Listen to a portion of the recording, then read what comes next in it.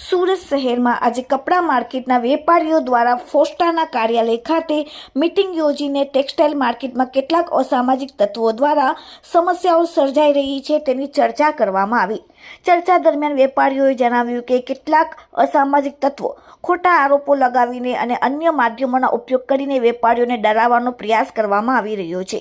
બજારના વિસ્તારોમાં ગંભીર સમસ્યાઓ પણ ઊભી થઈ રહી છે, જેમાં મોબાઈલ ચોરી, ખોટી બાજુના રિક્ષા ચાલકો દ્વારા અવ્યવસ્થિત પ્રવૃત્તિઓ, ટ્રાફિક અવરોધ અને 451 માર્કેટથી મિલેનિયમ માર્કેટ ગેટ સુધી ગેરકાયદેસર પાર્કિંગ, ઇરાદાપૂર્વક વાહનોનો સ્પર્શ કરવો, વેપારીઓ પાસેથી પૈસા પડાવવા માટે તેમના સહયોગીઓને ધમકાવવા અને બોલાવવા જેવા બનાવોનો સમાવેશ થાય છે।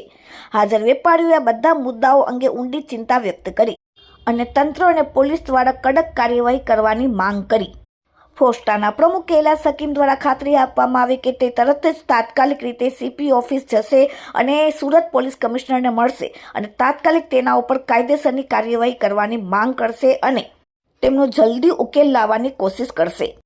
સાથે કૈલાસ હકીમે એ પણ કહ્યું કે બજાર વિસ્તારમાં કાયદો વ્યવસ્થા જાળવવા માટે સ્થાનિક પોલીસ વહીવટી તંત્રને પોલીસ પેટ્રોલિંગ વધારવાની ખાસ માંગ પણ કરવામાં આવશે, જેથી અસામાજિક તત્વોને અસરકારક રીતે કાબૂમાં લઈ શકાય અને વેપારીઓને સલામત અને ભયમુક્ત વાતાવરણ પૂરું પાડી શકાય।